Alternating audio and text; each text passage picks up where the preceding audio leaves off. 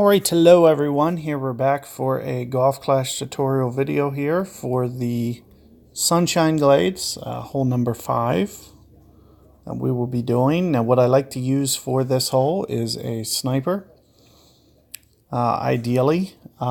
What's going to make this a little bit challenging is your power number. So it does become a little bit of a challenge to do this hole, and it's very distance and rollout specific, the way that you need to play it. So let's go and start this drawing. You really want for this tour, a power 3, which is kind of unfortunate, but it really makes this hole a little bit easier. And of course, the larger you get your sniper, the better, because it'll give it just a little bit more range. So sniper 7 is going to be kind of the minimum, but the more distance you have, the better it gets. And similarly with Guardian, I think Sniper 7 and Guardian 2 have about the same power number. So the larger Guardian you get, the better. And Hammerhead has a little bit more range than, I believe, both of those early on clubs. So as soon as you unlock it, should be okay. And similar with Cataclysm, having that range can really make this also actually a pretty decent club. I'd still give, preference to the sniper just for the extra accuracy. However, the power of the Cataclysm, especially right out of the gate, is going to make it the easiest, because the way that I always set up, so first off, your max line usually comes in somewhere right around here on a power 3. So what I'll try to do is I'll try to actually set up on that line no matter what. And there's certain times where you're going to see you have less range, so you will only be able to start it out here, which makes the shot that much harder. So just something that you need to be thinking about when playing this hole.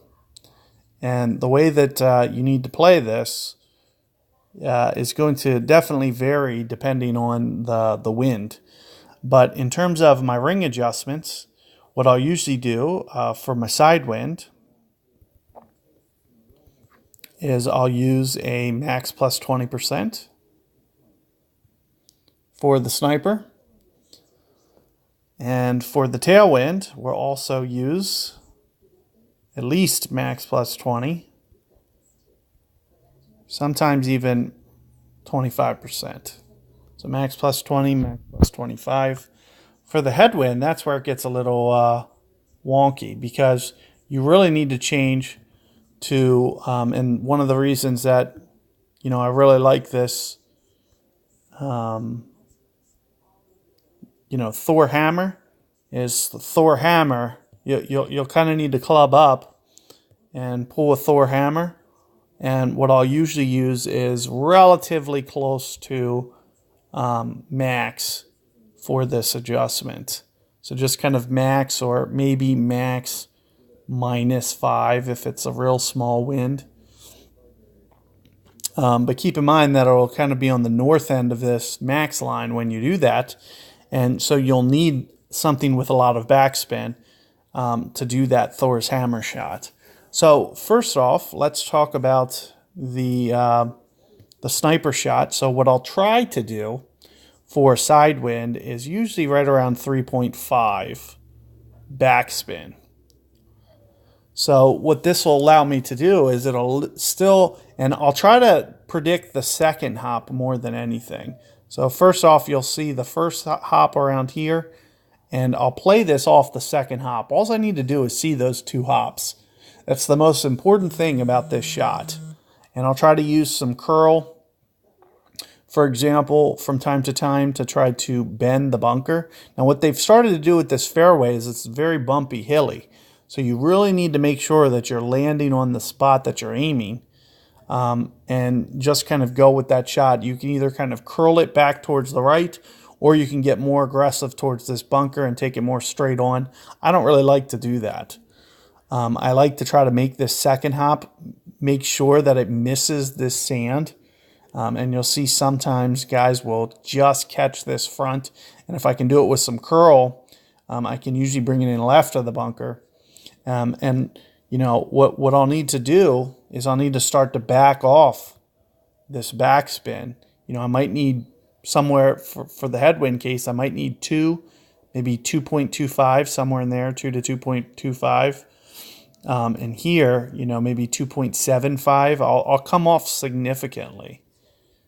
And just try to, you know, tweak my land zone. I try to land somewhere towards the base of this fringe and just let it run out with this shot. Similarly, in the tailwind case, we're going to try to crank it up to about 4, maybe 3.75, somewhere in here. And similarly, you know, we're going to try to land that second hop right around the front of that fringe. And it is very crucial where that second hop is. So the guys who mess this shot up the most, they don't have very good control over that second hop.